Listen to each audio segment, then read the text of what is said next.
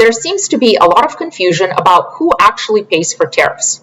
Part of this confusion comes from focusing on who writes the check rather than on who ultimately bears the cost.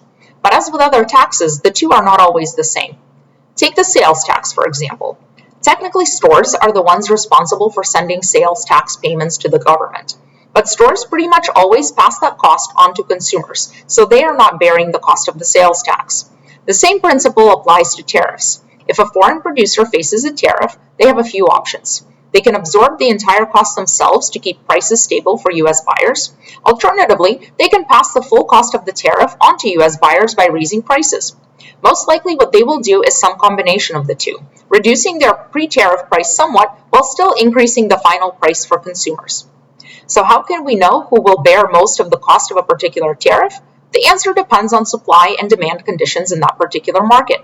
If foreign producers can easily shift their goods elsewhere, for example, they have little incentive to lower their prices just to stay competitive in the U.S. market. Instead, they'll pass most of the tariff burden onto U.S. buyers. Many firms also operate on thin profit margins, meaning they simply can't lower their prices without losing money. Finally, if foreign producers dominate the industry, for example in certain electronics, specialized machinery, or rare raw materials, they may have enough pricing power to pass on most of the tariff costs without losing many customers. The demand side matters too. If consumers place a lot of value on the good regardless of price, they will bear more of the cost. If they can easily switch to comparably priced alternatives, by contrast, foreign producers will be forced to absorb more of the tariff. When I say consumers, by the way, I'm also including U.S. firms that rely on imported goods as inputs for their own production. If these firms face higher input costs due to tariffs, they will likely pass at least some of those costs on to their customers through higher prices.